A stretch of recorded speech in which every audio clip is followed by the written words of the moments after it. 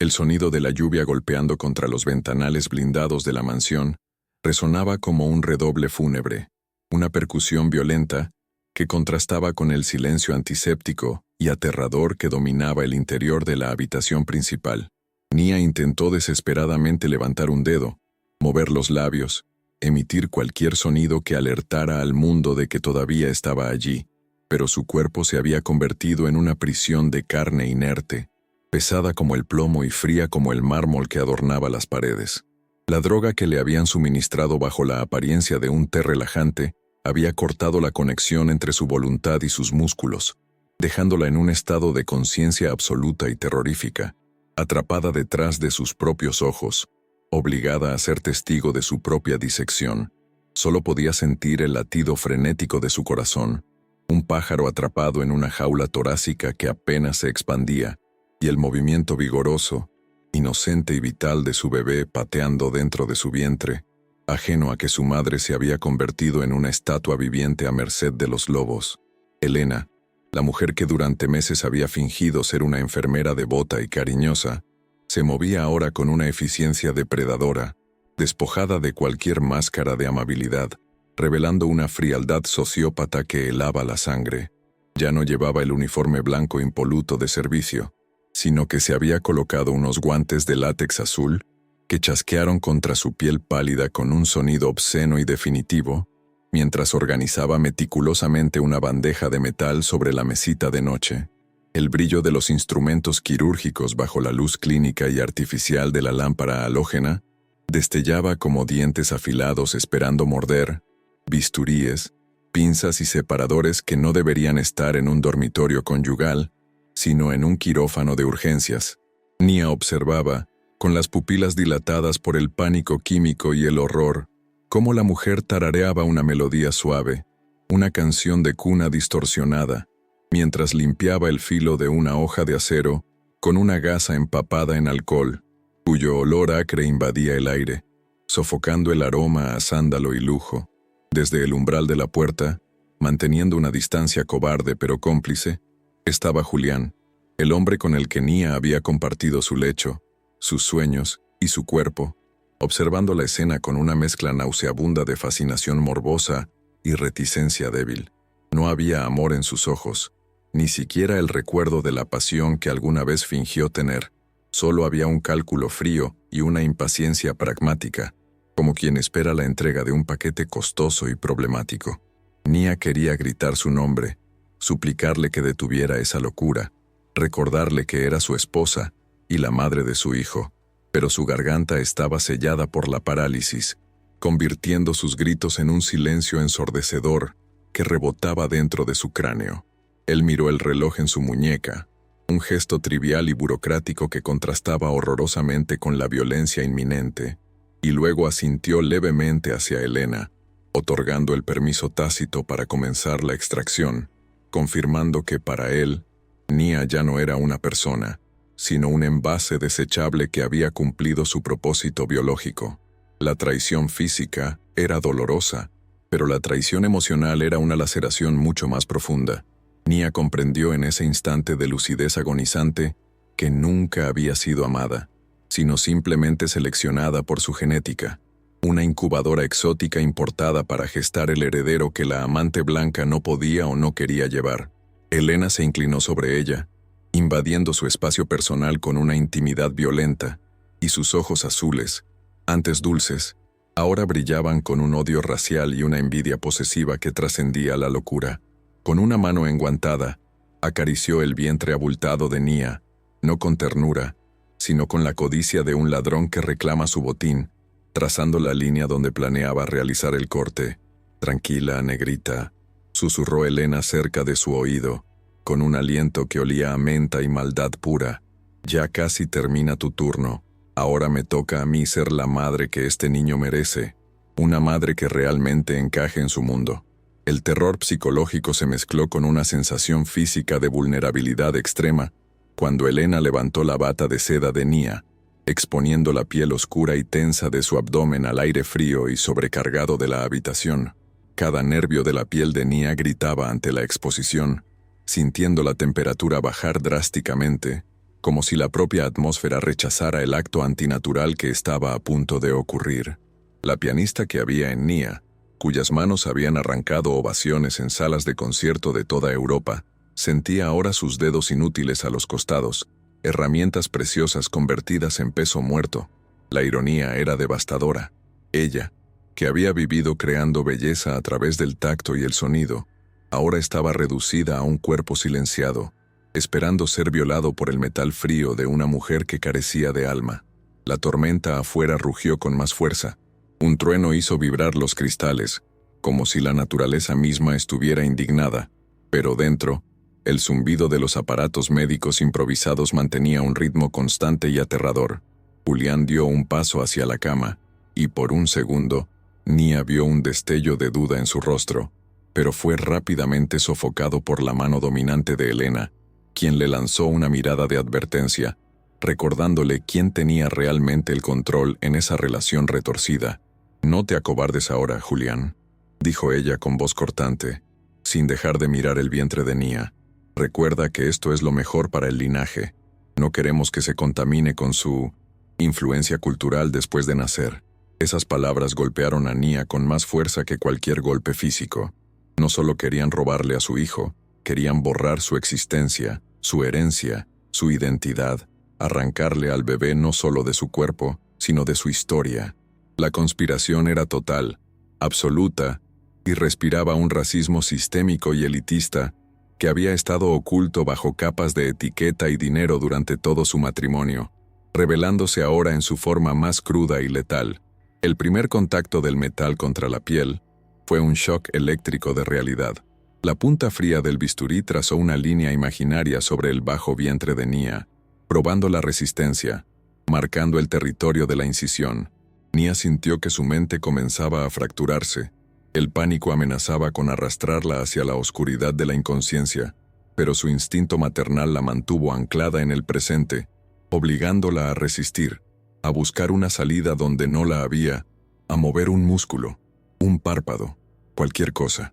El monitor cardíaco portátil que Elena había conectado a su dedo comenzó a pitar más rápido, delatando el terror interno que su cuerpo paralizado no podía expresar. Un sonido rítmico y agudo que llenaba la habitación. Bip, bip, bip. Elena sonrió al escucharlo, disfrutando del miedo de su víctima, saboreando el poder absoluto que tenía sobre la vida y la muerte en ese santuario de riqueza perversa. Todo parecía perdido, el destino sellado por la ambición de dos monstruos disfrazados de gente civilizada, y mientras Elena presionaba el bisturí con un poco más de firmeza, lista para romper la piel y comenzar la carnicería, Nia supo que si moría esa noche, su hijo nunca sabría quién era ella, nunca escucharía su música, nunca conocería el amor verdadero. La injusticia de ese pensamiento le provocó una furia interna tan caliente como el magma, una resistencia espiritual que ninguna droga podía apagar completamente.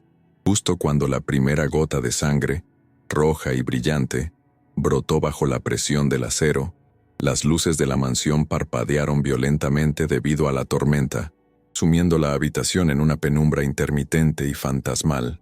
Lo que estaba ocurriendo en esa habitación no era solo un crimen pasional o un robo, era la culminación de un plan maestro de deshumanización, y el horror apenas estaba comenzando a mostrar sus verdaderos dientes.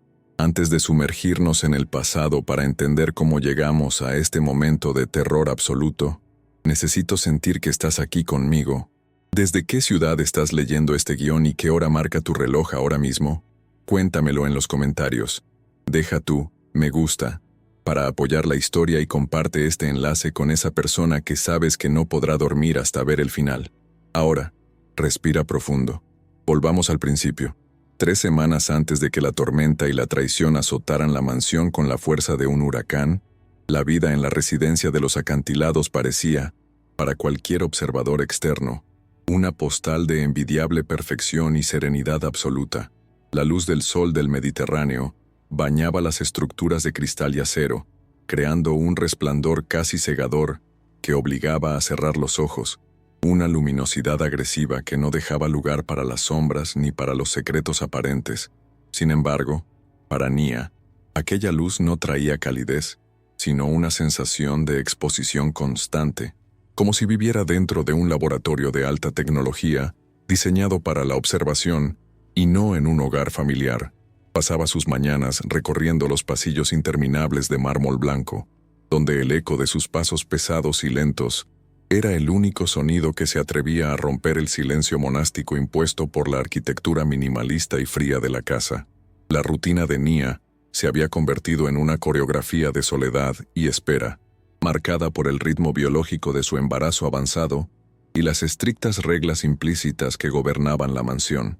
Se detenía frente a los inmensos ventanales que daban al mar, observando las olas chocar contra las rocas muy abajo, sintiendo una extraña envidia por la violencia libre y caótica del océano, tan diferente de su existencia controlada y estéril. A pesar de estar rodeada de un lujo que la mayoría de la gente ni siquiera podía imaginar, con servicio doméstico invisible que atendía cada una de sus necesidades materiales antes de que pudiera formularlas, Nia sentía un vacío creciente en el pecho. No era infelicidad, se decía a sí misma intentando racionalizar sus emociones, sino el agotamiento natural de una gestación difícil, una fatiga del alma que pesaba más que los kilos extra que su cuerpo cargaba con dignidad y esfuerzo. En la intimidad de su habitación, lejos de las miradas del personal, Nia encontraba refugio en los pequeños momentos de conexión física con el ser que crecía dentro de ella. Su única compañía verdadera, en aquel palacio de hielo, se sentaba al borde de la cama king size, con sábanas de hilo egipcio que se sentían demasiado frescas contra su piel sensible, y dejaba caer la bata para contemplar su vientre desnudo en el espejo de cuerpo entero. La imagen que le devolvía el cristal era poderosa y vulnerable. Una mujer negra de belleza escultural, cuya piel oscura brillaba con el sudor del esfuerzo constante de crear vida, contrastando dramáticamente con la blancura clínica de la habitación. Acariciaba su vientre con movimientos circulares y suaves, murmurando canciones en su idioma materno, melodías antiguas que su abuela le cantaba, construyendo un puente invisible de herencia y amor que nadie en esa casa podía entender ni cruzar. A veces, el bebé respondía a su voz con una patada vigorosa, un movimiento brusco que deformaba momentáneamente la superficie de su abdomen, y Nia sonreía, con una mezcla de dolor y éxtasis puro. En esos instantes, el miedo que reptaba por su subconsciente se disipaba, reemplazado por la certeza absoluta de que haría cualquier cosa, soportaría cualquier soledad, con tal de ver el rostro de su hijo. Le hablaba sobre el mundo exterior, sobre la música, sobre los colores, prometiéndole que su vida no sería tan silenciosa como la de ella, que él tendría voz y libertad. Pero incluso en esos monólogos íntimos, había una nota de tristeza, una intuición maternal que le advertía que debía protegerlo no solo del mundo exterior, sino de algo más cercano, algo que aún no podía nombrar pero que sentía en la atmósfera cargada de la casa. El piano de Cola Steinway, ubicado en el salón principal como una pieza de exhibición, más que como un instrumento, era el recordatorio constante de la vida que Nia había dejado atrás para convertirse en la señora de la casa. Hubo un tiempo en que sus dedos volaban sobre las teclas con una destreza que arrancaba lágrimas al público, pero ahora, la hinchazón en sus articulaciones y el túnel carpiano provocado por el embarazo hacían que tocar fuera una tortura dolorosa. Se sentaba frente al teclado, acariciando el marfil sin presionarlo, sintiendo la música atrapada en su cabeza, una sinfonía de frustración que no podía liberar. La pérdida de su música era como la pérdida de su voz. Sin ella, se sentía reducida a su función biológica, una vasija preciosa que debía ser cuidada y pulida, pero no escuchada, una decoración exótica en la vida perfecta de su esposo. Julián solía llegar al atardecer, trayendo consigo el aroma del mundo exterior, una mezcla de colonias costosas, aire acondicionado de coche y el estrés metálico de los negocios farmacéuticos. Su entrada en la casa cambiaba instantáneamente la energía del lugar. El servicio se ponía más tenso, las luces parecían brillar con más intensidad y Nia se obligaba a componer una sonrisa de bienvenida, alisándose el vestido y ocultando su cansancio.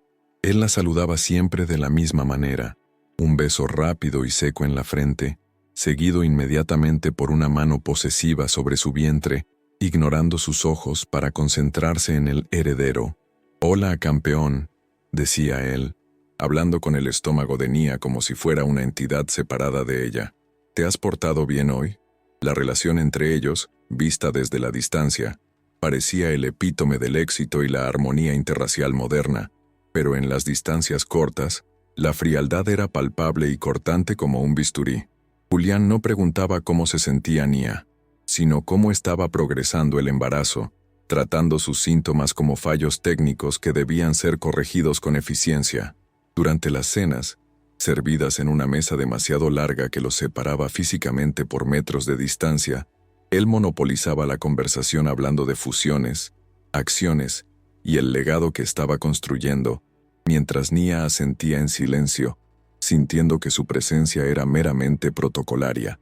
Él la miraba a veces con una intensidad que ella confundía con preocupación, pero que en realidad era una evaluación constante, buscando grietas, debilidades, asegurándose de que su inversión estuviera segura.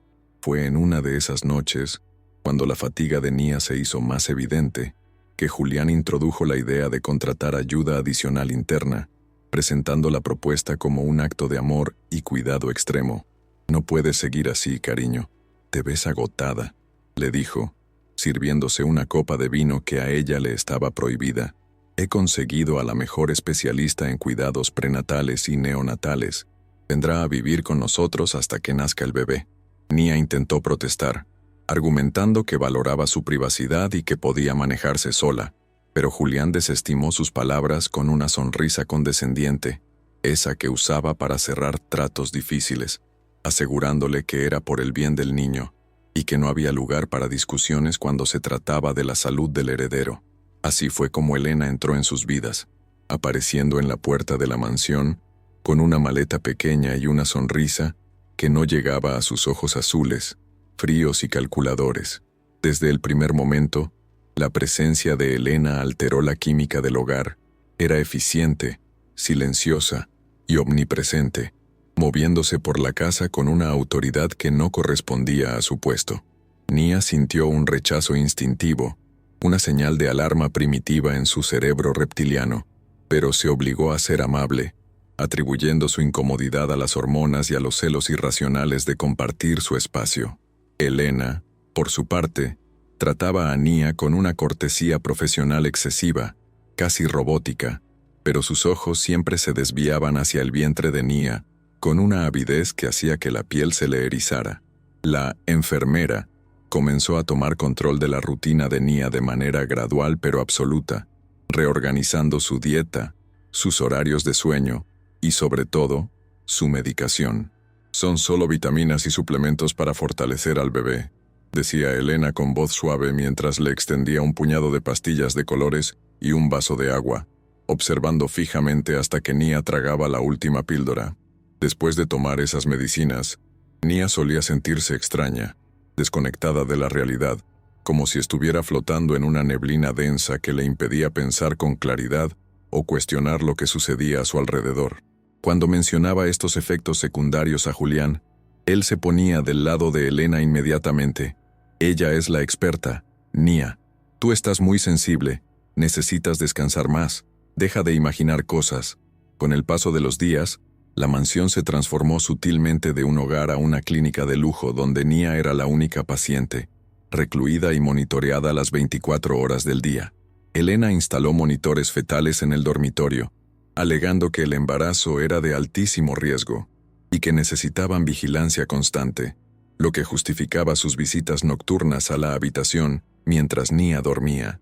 En varias ocasiones, Nia se despertó sobresaltada en la madrugada, con la sensación de ser observada, solo para encontrar la puerta entreabierta y la sombra de Elena desvaneciéndose en el pasillo oscuro.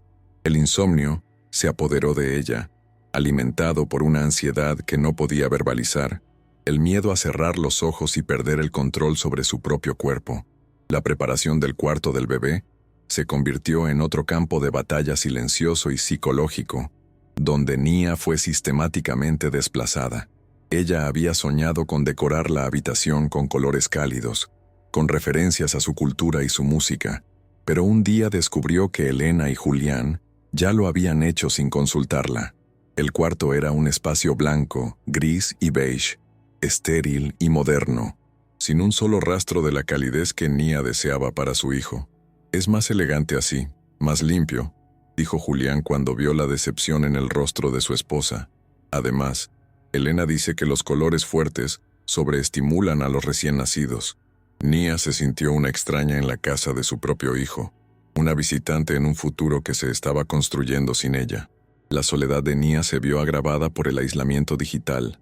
Su teléfono desaparecía con frecuencia o se quedaba sin señal misteriosamente dentro de la casa, y el acceso a Internet estaba restringido bajo la excusa de reducir el estrés y la radiación electromagnética cerca del bebé. Sus intentos de contactar a su padre, el comandante Marcus, eran frustrados por interrupciones constantes de Elena, quien aparecía con un zumo, una medición de presión arterial, o simplemente se quedaba parada cerca escuchando, obligando a Nia a mantener conversaciones superficiales y breves. «Todo está bien, papá, solo estoy cansada», mentía Nia por teléfono, sintiendo la mirada de Elena clavada en su nuca. «Sí, Julián me cuida mucho». Físicamente, Nia comenzó a deteriorarse. A pesar de los supuestos cuidados de élite, se sentía más débil cada día. Sus piernas estaban más hinchadas y su mente más confusa. Se miraba al espejo y apenas se reconocía. Sus ojos tenían ojeras profundas y violáceas. Su piel había perdido su brillo natural y su expresión era la de un animal acorralado que ha perdido la esperanza de escapar. Empezó a sospechar que las vitaminas no eran lo que decían ser, así que comenzó a esconderlas bajo la lengua para escupirlas después en el inodoro, un pequeño acto de rebelión que le devolvió un poco de claridad mental, pero que también aumentó su terror al darse cuenta de la magnitud de la manipulación. Una tarde, mientras fingía dormir en el sofá de la sala, escuchó a Julián y Elena hablando en la terraza, creyendo que los cristales insonorizados estaban cerrados, pero una pequeña rendija dejaba pasar sus voces. No hablaban de trabajo ni de medicina, hablaban con una familiaridad inquietante, con un tono de complicidad que heló la sangre de Nia. Escuchó a Elena reír, una risa genuina y coqueta que nunca mostraba frente a ella, y a Julián responder con un tono bajo y seductor. Aunque no pudo distinguir las palabras exactas, el tono era inconfundible. No eran empleada y patrón, eran socios, y había una intimidad entre ellos que excluía violentamente a Nia. Esa revelación fue el primer agrietamiento real en la negación de Nia, el momento en que la paranoia se transformó en una certeza aterradora. No estaba loca, estaba siendo engañada. Esa noche, intentó confrontar a Julián, pero él, maestro de la manipulación psicológica, le dio la vuelta a la situación con una frialdad experta. «Estás histérica, Nia. ¿Cómo puedes pensar eso de Elena, que se desvive por nuestro hijo? Me preocupa tu estado mental. Quizás necesitemos considerar internarte si no te calmas». La amenaza velada de ser separada de su bebé antes de que naciera la obligó a callar, a tragar su miedo y a fingir sumisión para ganar tiempo. El ambiente en la casa se volvió irrespirable, cargado de una electricidad estática que presagiaba la tormenta real que se aproximaba en los mapas meteorológicos. Nia pasaba las horas encerrada en su habitación, atrancando la puerta con una silla cuando podía, abrazada a su vientre, susurrando promesas de protección a su hijo. Sentía que el tiempo se estaba acabando, que algo terrible y definitivo estaba a punto de suceder, pero no tenía a dónde ir, ni cómo escapar de esa fortaleza construida sobre acantilados inaccesibles. La mansión, que alguna vez le pareció un símbolo de seguridad y estatus, se había revelado como lo que realmente era, una jaula dorada diseñada para contenerla hasta el momento de la entrega. La noche anterior al incidente, la tensión alcanzó su punto máximo durante una cena silenciosa.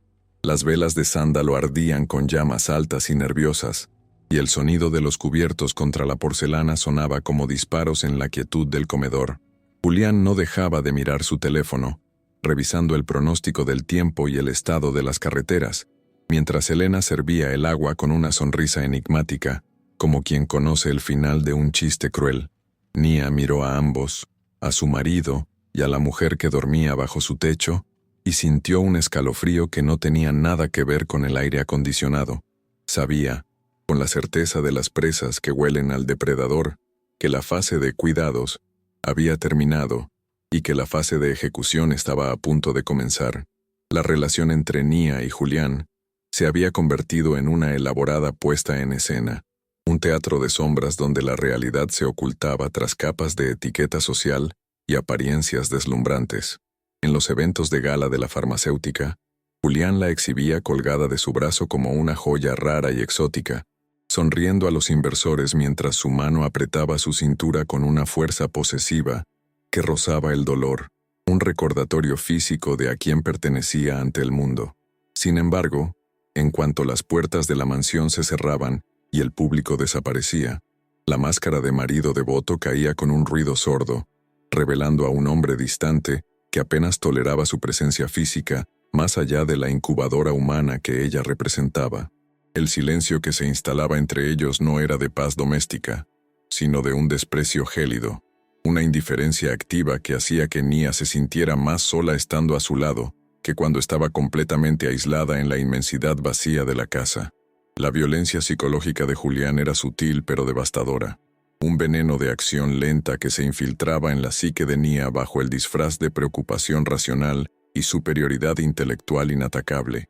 Cada vez que ella intentaba expresar su malestar, su soledad o sus sospechas sobre la extraña dinámica con Elena, él desplegaba un arsenal de términos médicos y una condescendencia paternalista para desmantelar metódicamente su percepción de la realidad. Es el desequilibrio hormonal, cariño. Te vuelve paranoica e irracional, le decía con una calma exasperante, mirándola a los ojos como si fuera una niña berrinchuda, incapaz de comprender la complejidad de su propia biología. Esta manipulación constante, este gaslighting meticuloso y cruel, erosionaba la confianza de Nia en su propia mente, obligándola a cuestionar si sus miedos eran advertencias legítimas de su instinto o simplemente los delirios de una mujer quebrada emocionalmente por la gestación. Por su parte, Elena tejía una red de microagresiones raciales disfrazadas de higiene estricta y cuidados médicos, comentarios que eran como agujas finas clavándose repetidamente en la autoestima ya frágil de Nia. Con frecuencia, sugería que la textura del cabello de Nia o el tono de su piel requerían tratamientos especiales para no desentonar con la estética aséptica, blanca y pura del entorno preparado para el bebé, insinuando que su negritud era algo sucio que debía ser gestionado y neutralizado. Al tocar el vientre de Nia durante las revisiones rutinarias, Elena lo hacía con una mueca de disgusto apenas disimulada al contactar con su piel, limpiándose las manos inmediatamente después con gel desinfectante agresivo, como si temiera contaminarse de algo incurable. Sin embargo, cuando hablaba con el feto, su voz cambiaba a un tono dulce, posesivo y maternal, creando una disociación terrorífica entre el bebé y la madre que lo portaba. Dentro de Nia, se libraba una guerra civil emocional devastadora entre su intuición visceral, que gritaba peligro inminente, y su desesperada necesidad de mantener la estabilidad familiar y el sueño de un hogar para su hijo. Intentaba justificar la frialdad de Julián con el estrés de sus negocios millonarios. Se decía a sí misma que tal vez Elena solo era una profesional estricta y socialmente torpe, buscando cualquier excusa para no enfrentar la verdad monstruosa que se perfilaba ante sus ojos. Sentía una culpa corrosiva por dudar de las personas que supuestamente la cuidaban, reprendiéndose a sí misma por ser desagradecida ante tantos lujos y atenciones médicas exclusivas que el dinero compraba. Esta lucha interna la paralizaba, manteniéndola en un estado de inercia y sumisión, atrapada en el ciclo de abuso donde la víctima termina pidiendo disculpas por sufrir, esperando contra toda esperanza que el amor regresara. La complicidad entre Julián y Elena se manifestaba en un lenguaje secreto de miradas furtivas y silencios compartidos que excluía violentamente a Nia, haciéndola sentir una intrusa indeseada en su propio matrimonio. Durante las cenas, hablaban de temas técnicos o triviales, pero la tensión sexual y la alianza oscura que fluía entre ellos cargaba el aire de una electricidad densa y palpable que asfixiaba. Nia observaba cómo Julián reía las gracias de Elena, con una autenticidad relajada que nunca mostraba con ella. y cómo Elena servía a Julián con una devoción que trascendía claramente lo laboral, anticipando sus deseos antes de que él pudiera formularlos. Eran dos depredadores reconociéndose mutuamente, coordinando sus movimientos alrededor de la presa debilitada, compartiendo una broma privada y macabra, cuyo remate sería la destrucción total de la mujer sentada al otro extremo de la mesa. La deshumanización de Nia progresaba implacablemente día tras día. Dejó de ser llamada por su nombre en las conversaciones sobre el futuro, convirtiéndose simplemente en la madre o la paciente, una abstracción biológica necesaria pero temporal. Julián ya no la tocaba con deseo ni afecto. Sus manos solo buscaban el contorno del bebé, ignorando deliberadamente el cuerpo de mujer que lo contenía, tratándola como un envoltorio desechable de un producto de altísimo valor. Si Nia intentaba iniciar algún contacto físico o emocional, él se retraía con una rigidez visible y ofensiva, alegando cansancio extremo o preocupación por dañar al niño, una excusa cruel que la hacía sentir defectuosa y peligrosa para su propio hijo. Esta privación sistemática de tacto y cariño la sumía en un frío profundo, una hipotermia del alma que ninguna manta de cachemira podía aliviar. El piano, que antes era su voz, su alma y su refugio, se convirtió en un símbolo mudo y polvoriento de su represión. La tapa del teclado permanecía cerrada, acumulando polvo invisible bajo la mirada desaprobatoria de Julián. En una ocasión, cuando Nia intentó tocar una melodía melancólica para calmar su ansiedad creciente, Julián apareció inmediatamente, cerrando la tapa con violencia contenida y alegando que el ruido alteraba los biorritmos del bebé y molestaba a Elena, que necesitaba descanso para cuidarlos mejor. Le prohibió la música, le prohibió su expresión, le prohibió ser ella misma, reduciéndola a un silencio obediente que llenaba la mansión con una tensión insoportable y densa. Nia se sentaba frente al instrumento cerrado, trazando las teclas con la mente, llorando en silencio por la muerte lenta de su identidad artística y personal. A medida que se acercaba la fecha del parto, la atmósfera en la mansión cambió de una frialdad clínica a una anticipación siniestra y cargada, como el aire pesado y estático que precede a un terremoto devastador. Julián y Elena comenzaron a tener reuniones a puerta cerrada en el despacho, revisando documentos legales y planes médicos con una urgencia febril que nada tenía que ver con un nacimiento normal o feliz. Nia, aislada en su habitación, sentía en sus huesos que el tiempo de las sutilezas y las mentiras piadosas había terminado y que el desenlace, fuera cual fuera, sería violento y definitivo.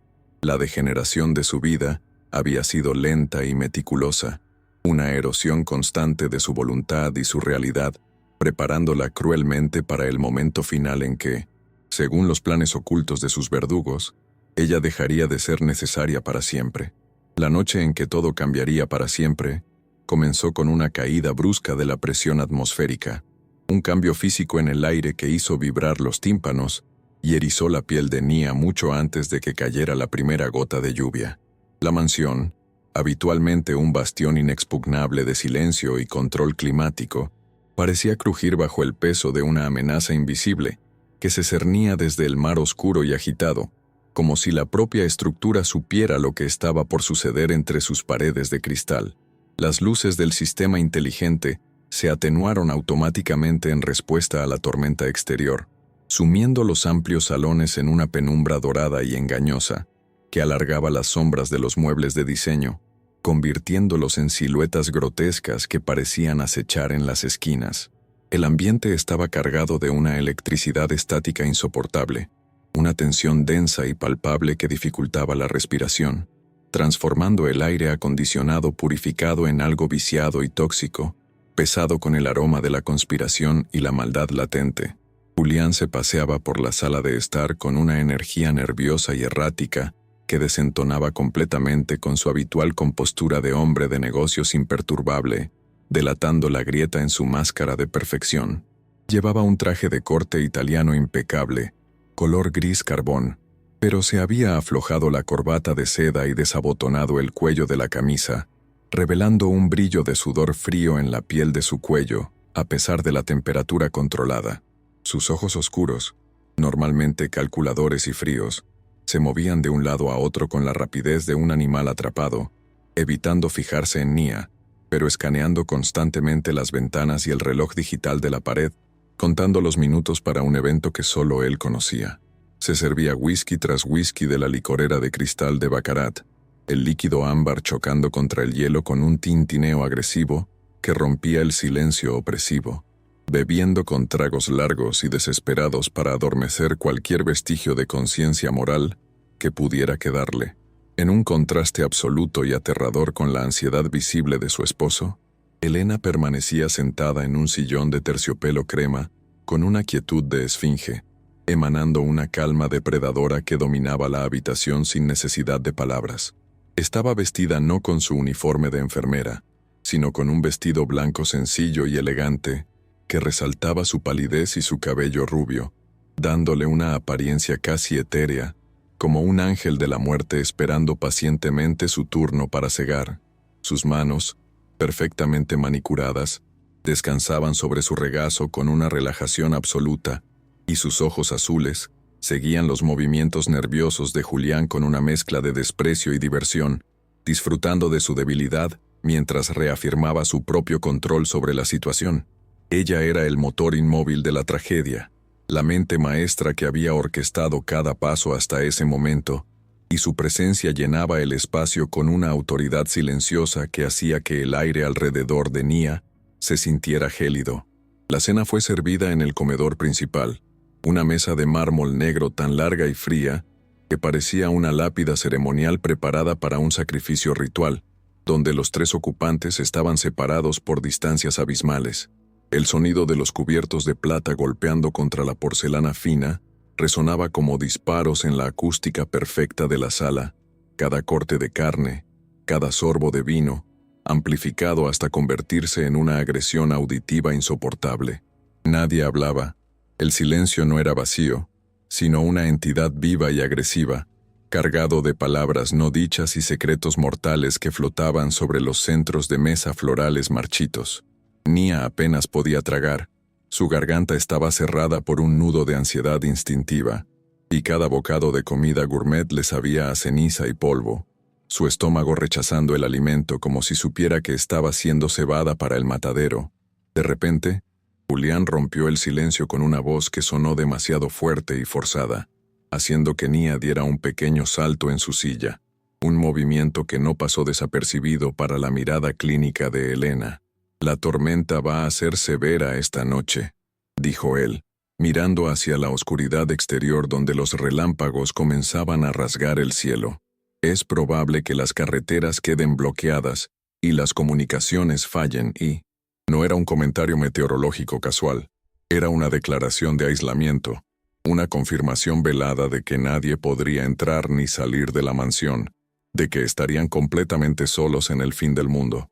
Nia sintió un escalofrío recorrer su columna vertebral, entendiendo el subtexto implícito.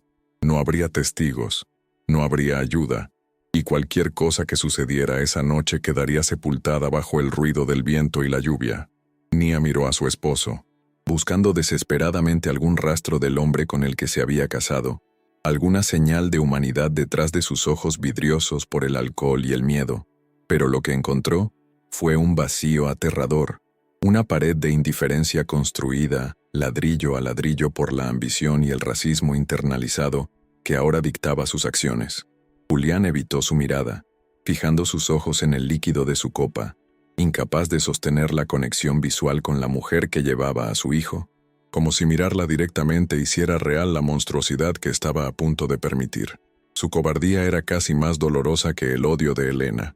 Él no la odiaba activamente, simplemente había decidido que ella era un daño colateral aceptable en su búsqueda de un legado puro y sin complicaciones. Elena, por el contrario, no apartaba la vista de Nia ni un segundo, observándola con una intensidad quirúrgica, analizando cada respiración, cada gesto de incomodidad, cada señal de debilidad física. «Te ves pálida, Nia», dijo con una voz suave que destilaba veneno azucarado. «El embarazo te está consumiendo demasiada energía. Se nota que tu cuerpo no está diseñado para soportar un bebé tan fuerte como el de Julián». La frase quedó suspendida en el aire. Un insulto racial sutil y devastador que implicaba que su biología era inferior, inadecuada para la grandeza genética de su marido. Nia apretó los puños bajo la mesa, clavándose las uñas en las palmas para no llorar, sintiendo cómo la humillación quemaba más que cualquier bofetada, reduciéndola a un mero envase defectuoso ante los ojos de sus captores. El lujo que rodeaba la escena se sentía ahora obsceno y grotesco. Las lámparas de araña de cristal, las obras de arte moderno en las paredes, las cortinas de seda pesada, todo parecía burlarse de la tragedia humana que se desarrollaba en el centro de tanta opulencia. La riqueza de Julián no era un escudo protector, sino la herramienta misma de su opresión, el medio que le permitía comprar el silencio, la privacidad y la complicidad necesaria para cometer un crimen atroz con total impunidad. Nia se sintió pequeña y atrapada, una anomalía orgánica en un mundo sintético y perfecto que estaba decidido a expulsarla como un virus, a purgarla para restaurar el orden estético y racial que Elena y Julián deseaban. Cuando Nia intentó levantarse de la mesa antes de terminar, alegando un dolor de cabeza punzante y la necesidad urgente de acostarse, la reacción fue inmediata y coordinada, como si hubieran ensayado el momento. «No puedes irte sin el postre, querida», intervino Elena rápidamente, levantándose con una fluidez elegante y bloqueando sutilmente el paso hacia el pasillo. «He preparado algo especial para ti, algo que te ayudará a dormir profundamente y a que el bebé descanse. Lo necesitas desesperadamente». No fue una sugerencia, fue una orden disfrazada de cuidado médico, una imposición que no dejaba margen para la negativa, sin provocar una confrontación directa que Nia no tenía fuerzas para sostener. Julián asintió vigorosamente, apoyando a su amante con un entusiasmo patético, ansioso por pasar a la siguiente fase del plan y terminar con la incómoda cena. «Hazle caso a Elena, Nia. Ella sabe lo que es mejor. Tómate el té especial y vete a la cama. Mañana todo será diferente», dijo, y su voz se quebró ligeramente en la última frase, traicionando el conocimiento culpable de que para Nia, el mañana tal como ella lo conocía nunca llegaría. Esa promesa ambigua sonó como una sentencia final, un adiós prematuro que hizo que el corazón de Nia latiera con un ritmo irregular y doloroso contra sus costillas. Elena se dirigió a la cocina abierta, moviéndose con la precisión de un técnico de laboratorio, mientras Nia y Julián permanecían en el comedor en un silencio tenso e insoportable. Desde su asiento, Nia podía ver cómo Elena manipulaba los ingredientes de espaldas a ellos, sacando un frasco pequeño de su bolsillo que no pertenecía a la despensa habitual de la casa. El sonido del agua hirviendo, el tintineo de la cucharilla contra la cerámica y el rasgado de un sobre resonaron con una claridad anormal, amplificados por el miedo de Nia. Cada movimiento de Elena era deliberado, ritualístico, la preparación de una poción que sellaría el destino de la noche. Julián observaba la espalda de Elena con una mezcla de deseo y terror, fascinado por la capacidad de ella para hacer lo que él no tenía el valor de ejecutar con sus propias manos. Se pasó la mano por el cabello engominado, deshaciendo su peinado perfecto, y aflojó aún más su corbata, como si el aire en la habitación se hubiera vuelto irrespirable. Miró a Nia por un breve instante, y en sus ojos hubo un destello de disculpa muda, una súplica cobarde de perdón por lo que iba a permitir, pero rápidamente desvió la mirada hacia la ventana azotada por la lluvia, eligiendo su comodidad y su egoísmo sobre la vida de su esposa.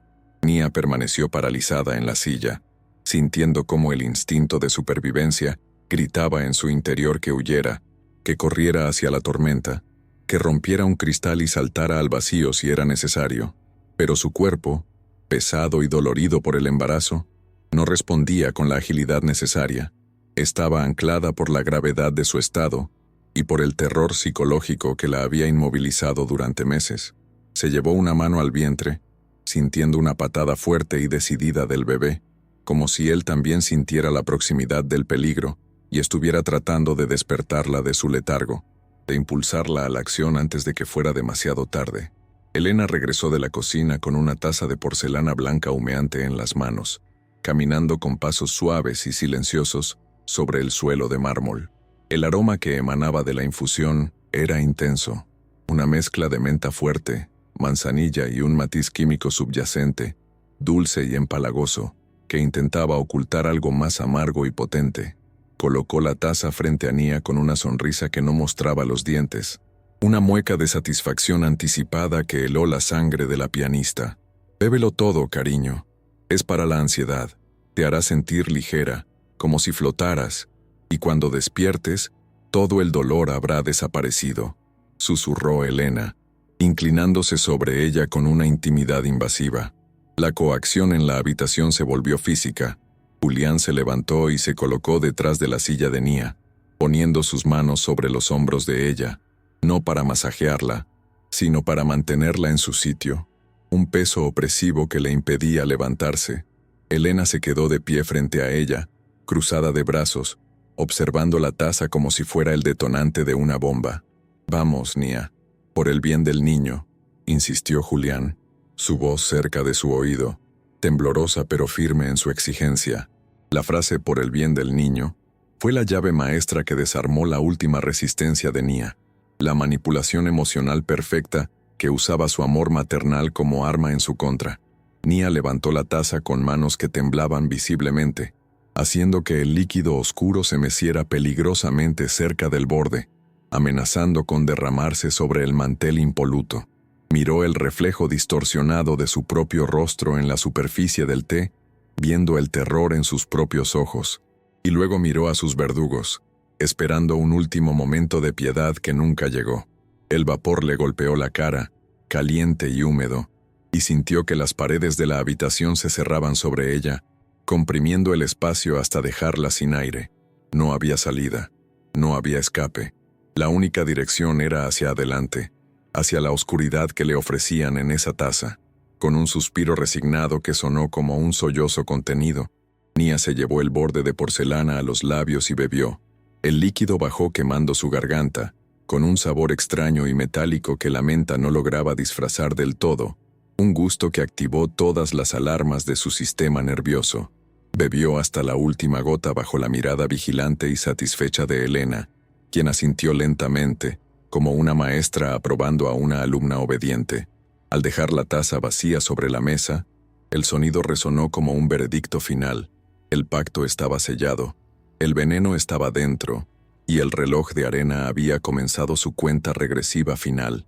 Casi de inmediato, una sensación de pesadez antinatural comenzó a extenderse desde su estómago hacia sus extremidades, un hormigueo frío que no se parecía al sueño natural, sino a una desconexión sistemática de sus cables internos. «Ven, te ayudaré a subir», dijo Elena, su voz sonando ahora extrañamente lejana y distorsionada, como si hablara desde el otro extremo de un túnel largo y ecoico. Julián la tomó del brazo con una fuerza innecesaria, levantándola de la silla mientras las piernas de Nia flaqueaban, sus rodillas cediendo bajo un peso que aumentaba exponencialmente con cada segundo que pasaba. El camino hacia el dormitorio principal se sintió como una procesión fúnebre interminable. El pasillo se estiraba y se retorcía ante los ojos desenfocados de Nia. Las luces parpadeaban al ritmo de su corazón acelerado. Sus pies se arrastraban sobre las alfombras espesas, incapaces de levantarse, y tuvo que apoyarse pesadamente en Julián, quien la guiaba con una prisa impaciente, casi empujándola hacia el destino final. Podía oír la respiración agitada de él y el tarareo suave de Elena detrás de ellos, una melodía macabra que acompañaba su descenso a la indefensión total. Al entrar en la habitación, Nia notó a través de la neblina mental que el ambiente había cambiado. Había sábanas quirúrgicas dobladas sobre una mesa auxiliar que no deberían estar ahí, y una luz brillante y focalizada estaba preparada junto a la cama. Intentó preguntar qué estaba pasando, pero su lengua se sentía gruesa y torpe, incapaz de articular las palabras, produciendo solo un gemido ininteligible. Julián la dejó caer sobre la cama con un suspiro de alivio, y mientras su visión se oscurecía en los bordes y su cuerpo dejaba de responder a sus órdenes, Nia vio a Elena cerrar la puerta con llave y girarse hacia ella con el bisturí en la mano, justo antes de que la parálisis la atrapara por completo en la pesadilla viviente donde comenzó nuestra historia. El primer contacto del acero quirúrgico contra la piel tensa y oscura del abdomen de Nia no se sintió como un dolor inmediato, sino como una línea de fuego helado que atravesaba las capas de su existencia, rompiendo la sacralidad de su cuerpo con una violencia calculada. A pesar de la parálisis química que mantenía sus músculos inmóviles como piedra, las terminaciones nerviosas de su piel gritaban con una claridad insoportable, transmitiendo cada milímetro de la incisión al cerebro de Nia sin el filtro misericordioso de la anestesia. Fue una violación absoluta de su integridad física, un acto que trascendía la agresión para convertirse en una profanación biológica. Nia sintió cómo la hoja afilada separaba la dermis, abriendo una puerta roja y húmeda hacia el santuario donde su hijo flotaba en la ignorancia amniótica. Sus ojos, fijos en el techo decorado con molduras elegantes, se llenaron de lágrimas que no podían caer, acumulándose en las esquinas como lagos salados de desesperación muda, mientras su mente luchaba por procesar la realidad de ser viviseccionada en su propio lecho conyugal. El sonido que acompañó al corte fue sutil y húmedo, un rasgado orgánico que quedó amplificado en el silencio de la habitación, compitiendo con el rugido de la tormenta que golpeaba los cristales con furia renovada. El olor metálico y cobrizo de la sangre fresca invadió el aire acondicionado casi instantáneamente, sofocando el aroma artificial de las velas de sándalo y provocando una náusea visceral que Nia no podía expulsar. Elena trabajaba con una concentración maníaca, sus manos enguantadas manchándose rápidamente de carmesí brillante, moviéndose con la eficiencia de quien ha ensayado este momento 1000 veces en sus fantasías retorcidas. No había dudas en sus movimientos, solo una determinación mecánica y aterradora. Tarareaba esa misma canción de cuna desafinada, una banda sonora macabra para una carnicería, mientras usaba una gasa blanca para limpiar los bordes de la herida abierta, admirando su obra con la satisfacción de un artista perverso que finalmente ve su lienzo completado. Julián, que había permanecido observando desde el pie de la cama, con una mezcla de fascinación mórbida y terror, reaccionó ante la primera oleada de sangre real con un espasmo de repulsión física incontrolable. Su rostro, ya pálido por el alcohol y la ansiedad, se tornó de un color gris ceniza y tuvo que cubrirse la boca con la mano para reprimir una arcada violenta, retrocediendo un paso como si la sangre fuera ácido. Sin embargo, su cobardía le impedía intervenir. Estaba paralizado por su propia complicidad, atrapado en el horror que él mismo había financiado y permitido. Sus ojos iban de la herida abierta al rostro inmóvil de su esposa, y en ese intercambio visual unilateral, Nia vio la muerte definitiva de su matrimonio. Él no la estaba mirando como a una víctima que necesitaba ayuda, sino como a un desastre natural que debía esperar a que pasara, un daño colateral necesario para obtener su premio genético sin la carga de la madre. Dentro del vientre asaltado, el bebé pareció percibir la intrusión violenta en su mundo acuático. Nia sintió una sacudida brusca, una patada frenética contra las paredes de su útero que chocó casi directamente contra la zona de la incisión. El dolor de ese movimiento interno, combinado con el corte externo, fue tan agudo que provocó un cortocircuito momentáneo en su sistema nervioso, una explosión blanca de agonía que casi la hace perder la conciencia. Pero el instinto de supervivencia la mantuvo despierta, anclada en el infierno presente. Sentía la angustia de su hijo, su pánico instintivo al sentir que su refugio seguro se estaba convirtiendo en una trampa mortal. Quería gritarle que se quedara quieto, que se escondiera en lo más profundo de su ser, lejos de las garras de la mujer rubia que intentaba arrancarlo antes de tiempo, pero su voz seguía secuestrada por la química, atrapada en una garganta cerrada. Elena ignoró la reacción del bebé y continuó su labor, pidiendo a Julián que le pasara los separadores con una voz autoritaria que no admitía demoras ni debilidades. «No te desmayes ahora, Julián. Sujeta aquí. Necesito ver mejor», ordenó, obligando al hombre a acercarse al campo quirúrgico improvisado y sangriento. Julián, temblando como una hoja, obedeció con movimientos torpes, sus manos resbalando ligeramente debido al sudor y al terror, convirtiéndose en partícipe activo de la mutilación. Al ver las manos de su esposo dentro de su cuerpo, sosteniendo la piel abierta para que su amante pudiera cortar más profundo, Nia sintió que su corazón se rompía en 1000 pedazos. un dolor emocional que competía en intensidad con la tortura física. La traición había alcanzado su cenit. Ya no eran marido y mujer, eran carnicero y res, verdugo y víctima, unidos por un acto de crueldad inenarrable. La habitación parecía distorsionarse alrededor de la cama.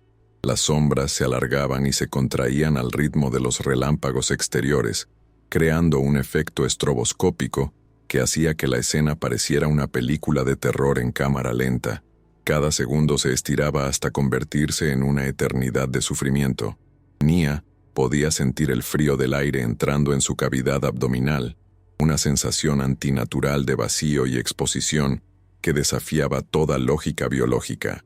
La sangre empapaba las sábanas de hilo egipcio, creando un mapa rojo que se expandía inexorablemente, manchando la blancura impoluta que Helena tanto valoraba, una ironía visual grotesca que marcaba la victoria de la vida visceral sobre la estética estéril.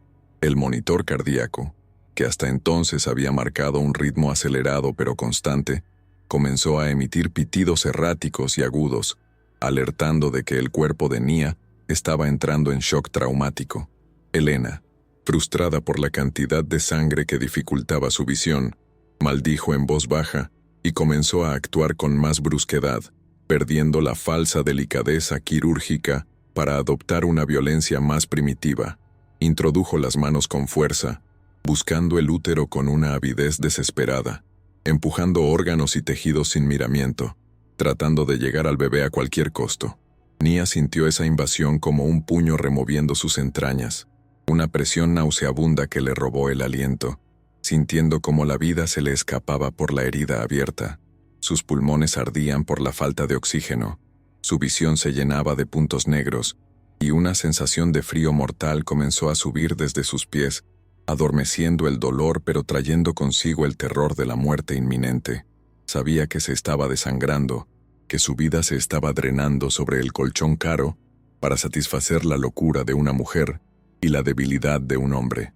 En medio de ese caos sensorial, el tiempo pareció detenerse completamente cuando Helena anunció con una voz triunfal y demoníaca: «Ya lo veo, veo la bolsa».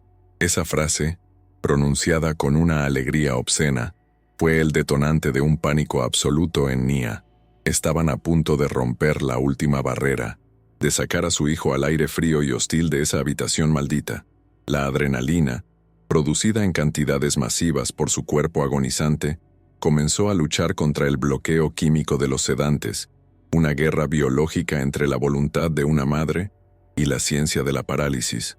Los dedos de Nia, que habían permanecido inertes a sus costados, experimentaron un espasmo involuntario, un pequeño movimiento casi imperceptible que pasó desapercibido para los agresores centrados en el vientre, pero que para Nia fue una señal de esperanza desesperada.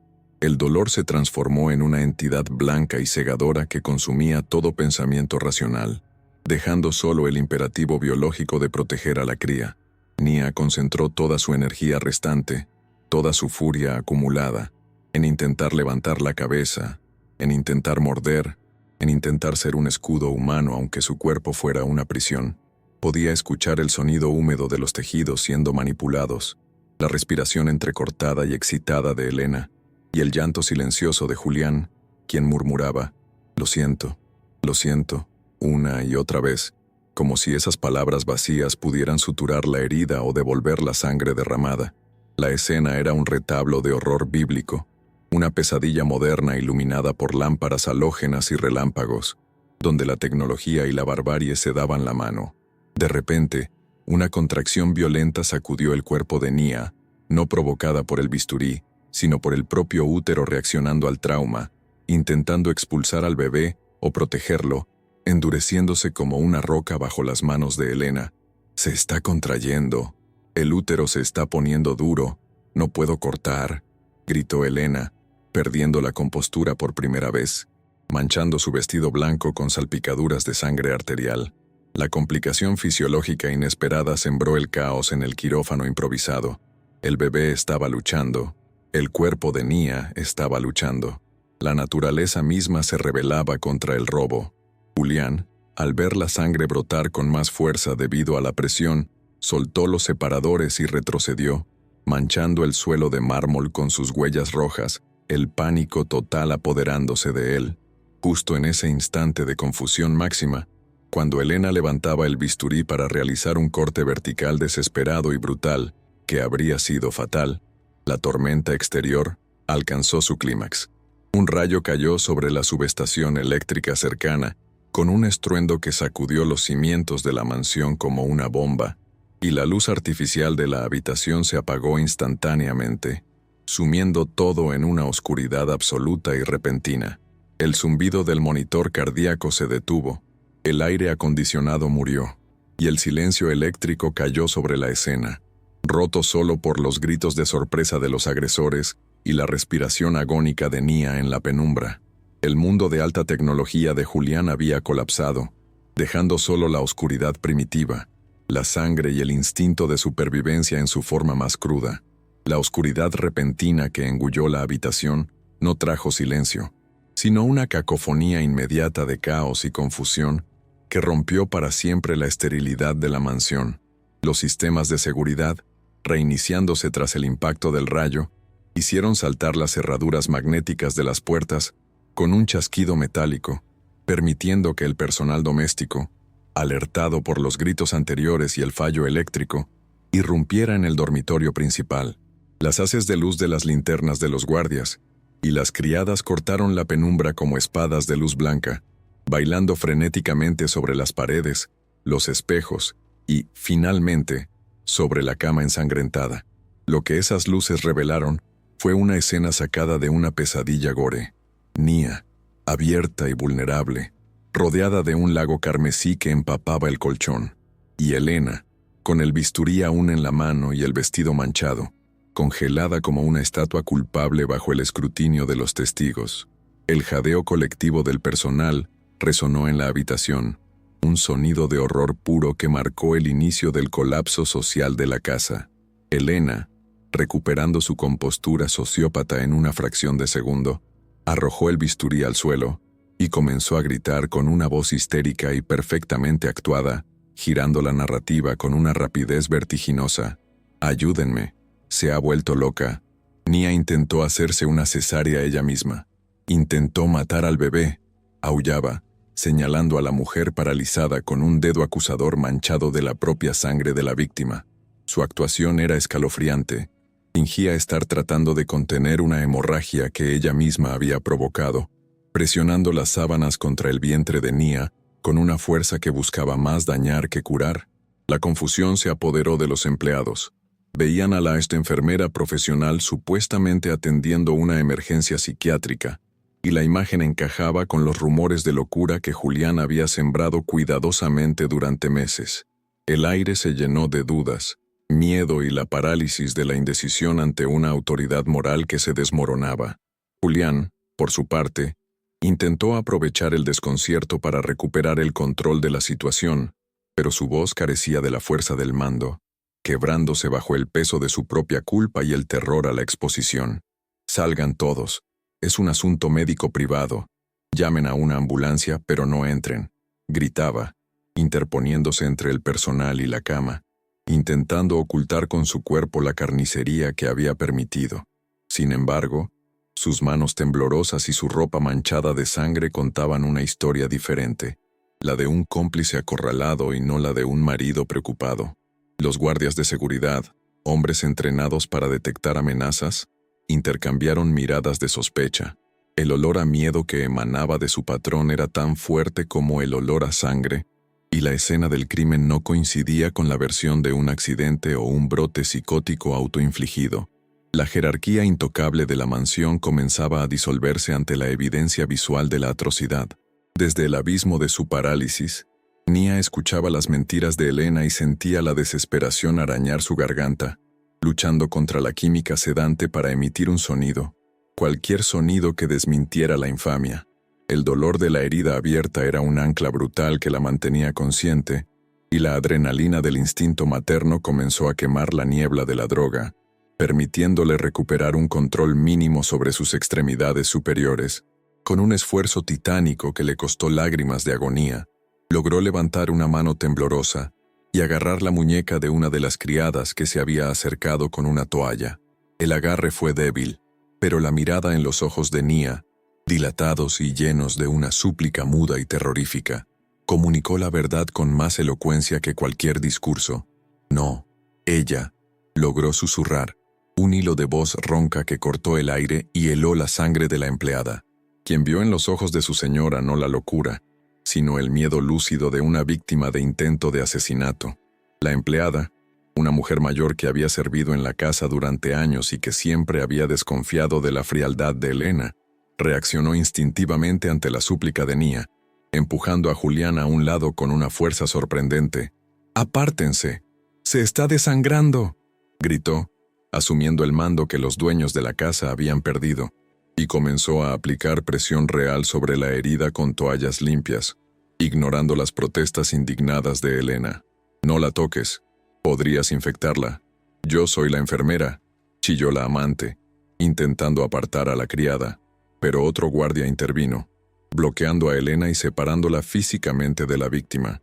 La dinámica de poder se invirtió instantáneamente. La humanidad básica del servicio doméstico se impuso sobre la autoridad artificial y criminal de los empleadores, creando una barrera de protección humana alrededor de la mujer herida. El caos sensorial en la habitación alcanzó un pico febril. Las luces de emergencia rojas comenzaron a parpadear en el pasillo, bañando la escena en un tono infernal intermitente que hacía que la sangre pareciera negra. El sonido de la lluvia y los truenos se mezclaba con las voces superpuestas de los empleados llamando a emergencias, discutiendo entre ellos y tratando de estabilizar a Nia. El olor a desinfectante se había evaporado, reemplazado por el hedor crudo de fluidos corporales, sudor frío y la electricidad quemada del sistema dañado. Nia sentía que el mundo giraba a su alrededor, una vorágine de sombras y luces, donde rostros preocupados aparecían y desaparecían, mientras ella se concentraba obsesivamente en el movimiento de su bebé, rezando para que siguiera ahí, para que no fuera demasiado tarde. Elena, al ver que perdía el control de la escena y que su narrativa se desmoronaba, intentó una última maniobra desesperada de manipulación, dirigiéndose a los guardias con lágrimas de cocodrilo. «Tienen que entenderme. El bebé estaba sufriendo. Ella quería matarlo. Yo solo intentaba salvar al heredero de Julián», sollozó, apelando a la lealtad de los hombres hacia el dueño de la casa. Pero sus palabras sonaban huecas y demenciales en medio de la brutalidad evidente. Nadie intenta salvar a un bebé abriendo a la madre con un bisturí en una cama sin anestesia. Los guardias, aunque confundidos, mantenían su distancia, sus manos cerca de sus armas no letales, mirando a Elena ya no como a la señora Elena, sino como a una amenaza impredecible y peligrosa que debía ser contenida hasta que llegara la policía real. Julián, colapsando bajo la presión, se retiró hacia una esquina de la habitación, deslizándose por la pared hasta quedar sentado en el suelo, con la cabeza entre las manos, murmurando incoherencias.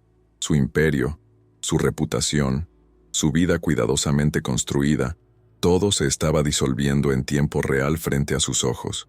Intentó sacar su teléfono para llamar a sus abogados, a sus contactos de limpieza, a alguien que pudiera borrar lo ocurrido, pero sus dedos resbalaban sobre la pantalla manchada de sangre, y la falta de señal debido a la tormenta lo dejó completamente aislado. Era un rey desnudo y patético, observando cómo sus súbditos salvaban a la reina que él había condenado a muerte, dándose cuenta de que el dinero no podía comprar una salida de esa habitación cerrada. Mientras tanto, la criada y otro empleado intentaban improvisar un vendaje compresivo alrededor del abdomen de Nia, moviéndola con un cuidado extremo que, sin embargo, le provocaba alaridos de dolor ahogado. Cada movimiento era una tortura. Sentía como si sus entrañas estuvieran a punto de derramarse, pero el contacto humano, cálido y bien intencionado, le dio una fuerza renovada. «Resista, señora Nia. Ya viene la ayuda. No se duerma», le repetía la mujer, limpiando el sudor de su frente con una ternura que contrastaba violentamente con la frialdad clínica de los meses anteriores. Nia se aferró a esa voz como a un salvavidas en medio de un naufragio, obligando a sus ojos a permanecer abiertos. enfocándose en la luz de una linterna, para no caer en el pozo negro de la inconsciencia definitiva. La atmósfera de la mansión se transformó radicalmente. De ser un templo de silencio y orden, pasó a ser una escena de crimen activa y caótica. Los empleados corrían por los pasillos buscando botiquines, mantas y agua, dejando huellas de zapatos mojados y manchas de sangre sobre las alfombras persas invaluables. La ilusión de perfección se había roto. Los cristales estaban empañados, los muebles volcados. La casa mostraba ahora las cicatrices de la violencia que había albergado en secreto. El prestigio social de Julián se estaba desangrando junto con su esposa. Los rumores comenzarían a volar en el momento en que el primer empleado saliera de esa casa, y el escándalo sería una mancha indeleble que ninguna campaña de relaciones públicas podría limpiar. De repente, un sonido nuevo se filtró a través del ruido de la tormenta. Un sonido grave y mecánico que no pertenecía al clima ni a la casa. No eran las sirenas agudas de una ambulancia convencional, sino el rugido potente de motores pesados, vehículos todoterreno acercándose a gran velocidad por el camino privado de los acantilados, rompiendo la barrera del aislamiento. Julián levantó la cabeza, pálido como un fantasma, reconociendo ese sonido no como salvación, sino como una sentencia. Sabía que la seguridad perimetral había sido violada no por la tormenta, sino por una fuerza humana decidida. Alguien había venido a buscar a Nia, y ese alguien no traía papeles de divorcio, sino una declaración de guerra. El pánico de Elena se transformó en una furia animal. Al oír los vehículos, intentó abalanzarse nuevamente hacia la cama, tal vez para terminar el trabajo o para tomar a Nia como rehén, gritando que nadie se llevaría aún a su bebé. Fue necesaria la intervención física de 2 guardias para retenerla, forcejeando con ella mientras lanzaba mordiscos y arañazos, revelando completamente la naturaleza desquiciada que se escondía tras su fachada angelical. «Es mío. Lo vi. Es mío», gritaba mientras la arrastraban hacia el vestidor, sus gritos resonando por toda la planta alta como los lamentos de una banshee, sellando el horror de la noche en la memoria de todos los presentes. Nia, sintiendo que las fuerzas la abandonaban y que la pérdida de sangre comenzaba a cobrar su precio final, sintió una extraña calma descender sobre ella al escuchar el alboroto exterior.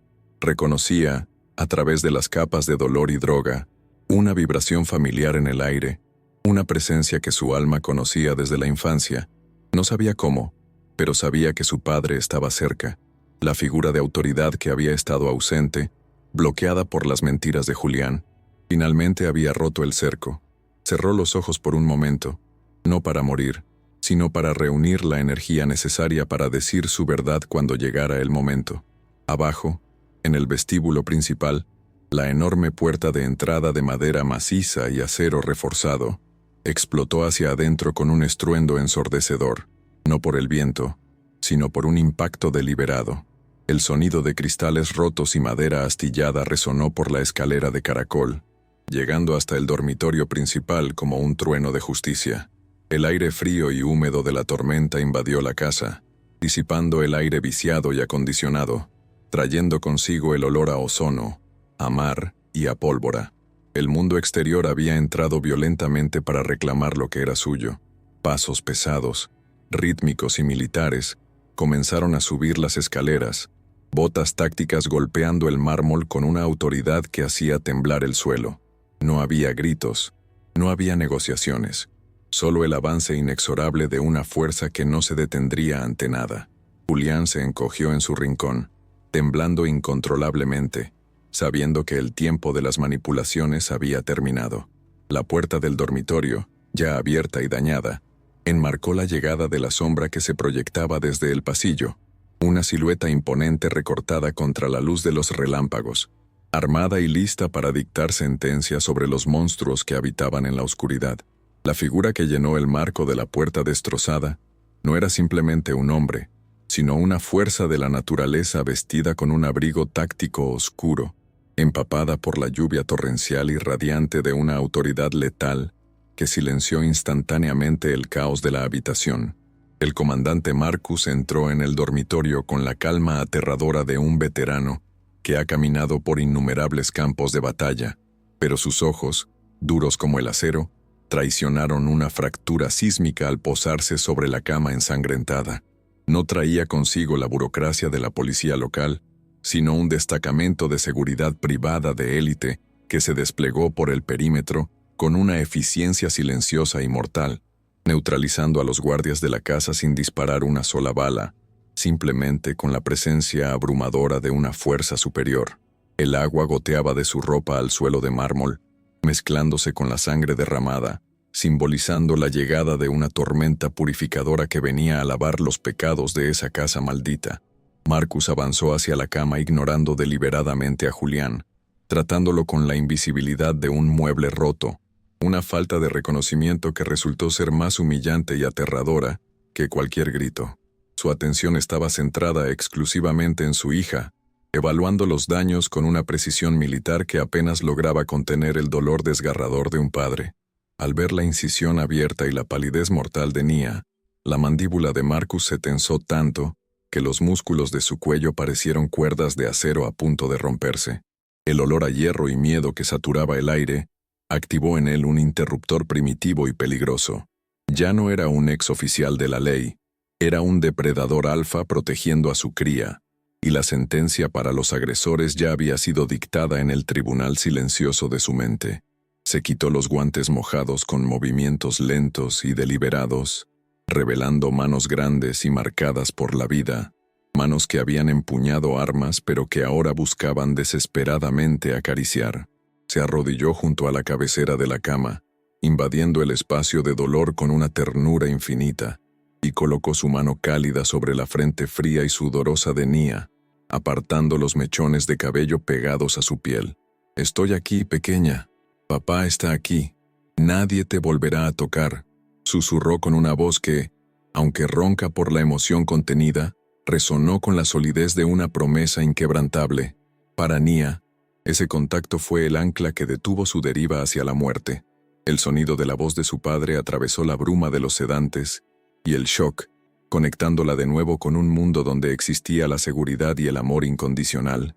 Sus ojos, vidriosos y desenfocados, encontraron el rostro familiar de Marcus, y una lágrima solitaria se deslizó por su mejilla, arrastrando consigo meses de soledad y terror reprimido.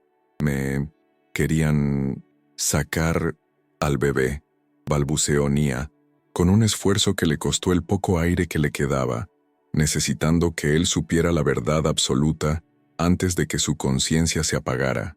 Marcus asintió lentamente, sus ojos oscureciéndose con una furia volcánica mientras absorbía la magnitud de la atrocidad.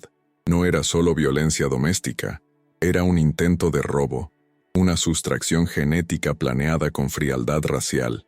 «Lo sé, hija, lo sé todo. Y te juro por la memoria de tu madre que cada gota de tu sangre la pagarán con un océano de la suya», respondió él, besando su frente con devoción. Hizo una señal imperceptible con la mano, y de inmediato, un equipo médico-paramédico de su confianza entró en la habitación, desplazando suavemente a los empleados domésticos y tomando el control de la situación con equipos de soporte vital avanzado, estabilizando a Nia para el transporte inmediato. Mientras los médicos trabajaban conectando vías intravenosas y monitores portátiles, Marcus se puso de pie y giró lentamente sobre sus talones para enfrentar a los monstruos de la habitación. Elena, que había sido arrastrada de vuelta al dormitorio por dos de los hombres de Marcus, estaba de rodillas, con las manos atadas a la espalda, pero aún mantenía una mirada de desafío demencial, murmurando sobre sus derechos y el bebé. Marcus se acercó a ella, mirándola desde arriba con la frialdad de un entomólogo, observando un insecto venenoso que está a punto de aplastar. No le gritó, no la golpeó, simplemente se inclinó hasta que su rostro estuvo a centímetros del de ella, y dijo en voz baja: «Vas a desear haber muerto en ese quirófano improvisado. La cárcel será el lugar más seguro que conocerás el resto de tu miserable vida, y me aseguraré de que sea muy, muy larga». Luego, su mirada se desplazó hacia Julián, quien seguía encogido en el suelo, una figura patética de privilegio derrumbado. Al sentir la atención del comandante, Julián intentó balbucear una defensa, poniéndose de pie con piernas temblorosas. «Marcus, escúchame. Ella estaba inestable. Yo solo intentaba, comenzó a decir, tratando de evocar una camaradería masculina inexistente. Marcus no le dejó terminar. Con un movimiento rápido y fluido, lo agarró por la solapa de su costoso traje italiano y lo estampó contra la pared de cristal, con una fuerza que hizo vibrar toda la estructura. Cierra la boca. Tu dinero, tus abogados, tu apellido, nada de eso existe ya. Acabas de declarar la guerra a la persona equivocada, y voy a desmantelar tu vida ladrillo a ladrillo hasta que no te quede ni el aire que respiras. Le gruñó Marcus, y en sus ojos, Julián vio su propia destrucción reflejada con certeza matemática. El traslado de Nia fuera de la mansión fue una operación de precisión militar. La camilla avanzó por los pasillos lujosos, rodeada por un anillo de seguridad impenetrable, pasando junto a las obras de arte y los muebles de diseño que ahora parecían testigos mudos y cómplices de la barbarie. Los empleados de la casa observaban desde las puertas abiertas, en silencio y con respeto, viendo salir a la señora, no como una víctima derrotada, sino como una superviviente rescatada por un ejército personal. Marcus caminaba al lado de la camilla, sin soltar la mano de su hija ni un segundo, su presencia física actuando como un escudo contra cualquier mal residual que pudiera quedar en la casa. La mansión, antes un símbolo de poder y estatus, quedaba atrás convertida en una escena del crimen, un mausoleo de ambición fallida que pronto sería destripado por los investigadores forenses. Al salir al exterior, la tormenta los recibió con una violencia renovada, el viento aullando y la lluvia golpeando horizontalmente, pero el convoy de vehículos blindados y la ambulancia medicalizada esperaban con los motores en marcha, sus luces cortando la oscuridad como faros de esperanza. El contraste entre el infierno climatizado del interior y el caos elemental del exterior era chocante, pero para Nia, el aire frío y húmedo en su rostro se sintió como la primera bocanada de libertad real en meses. Fue subida a la ambulancia con sumo cuidado, y mientras las puertas se cerraban, aislando de nuevo el ruido de la tormenta, vio por última vez la silueta de la mansión recortada contra los relámpagos, una fortaleza de dolor que ya no tenía poder sobre ella. Dentro del vehículo, mientras el convoy arrancaba a toda velocidad por la carretera sinuosa de los acantilados, Marcus sacó un teléfono satelital y marcó un número corto. Su voz, ahora desprovista de emoción, impartió órdenes precisas y devastadoras a sus contactos en la capital. Inicien el protocolo Tierra Quemada. Congelen todas las cuentas de farmacéutica Julián. Filtren los registros médicos a la prensa. Quiero a los mejores penalistas en el hospital antes de que lleguemos. Que sepa el mundo entero lo que hicieron esta noche. No estaba simplemente buscando justicia legal. Estaba orquestando una destrucción total, mediática y financiera, asegurándose de que Julián y Elena no solo perdieran su libertad, sino su reputación, su legado y cualquier posibilidad de futuro. Nia, estabilizada por los fluidos y la presencia de su padre, sintió una punzada de dolor agudo seguida de un movimiento suave dentro de su vientre. El bebé seguía ahí, aferrándose a la vida con la misma tenacidad que su madre. Llevó su mano libre al abdomen vendado, protegiendo la herida y la vida que latía debajo. «Está vivo, papá», susurró, y una sonrisa débil pero genuina iluminó su rostro demacrado. Marcus apretó su mano con fuerza, sus ojos brillando con lágrimas que finalmente se permitió mostrar en la privacidad del vehículo blindado. «Es un guerrero, como su madre y como su abuelo. Vamos a protegerlo, Nia. Nada os volverá a faltar», prometió, sellando un pacto de sangre que definiría el resto de sus vidas. El camino hacia el hospital fue un viaje de transición entre la víctima que Nia había sido y la mujer poderosa que estaba destinada a ser. Mientras el paisaje pasaba borroso por las ventanas, Nia cerró los ojos, no para dormir, sino para visualizar el futuro. Ya no sentía miedo, solo una frialdad cristalina y una determinación férrea. La ingenuidad había muerto en esa cama junto con su sangre. La mujer que despertaba ahora sabía que el amor podía ser una trampa mortal, pero que la familia, la verdadera familia, era un ejército. La imagen de Elena arrodillada y Julián acorralado se grabó en su mente. no como un trauma, sino como el combustible que la mantendría fuerte durante la recuperación y el juicio. Marcus observaba a su hija, notando el cambio en su respiración y la fuerza sorprendente de su agarre. Sabía que el camino por delante sería brutal: cirugías, tribunales, escándalos mediáticos y la crianza de un niño que sería el centro de una disputa nacional. Pero también sabía que habían ganado la batalla más importante, la de la supervivencia. Miró hacia atrás a través del cristal trasero, viendo cómo las luces de la mansión desaparecían en la distancia, tragadas por la noche y la lluvia, un imperio de mentiras que se desmoronaba en el espejo retrovisor. La justicia humana podía ser lenta y falible, pero la justicia que él traía era implacable y personal. La ambulancia aceleró hacia las luces de la ciudad que brillaban en el horizonte, lejos de los acantilados y la soledad. Nia, al borde de la inconsciencia segura y medicada, escuchó una última vez la voz de su padre hablando por teléfono, organizando la caída de sus enemigos con la frialdad de un general. Sabía que al despertar, el mundo sería diferente. Sería un campo de batalla, sí, pero uno en el que ella tendría las armas, los aliados y la verdad de su lado.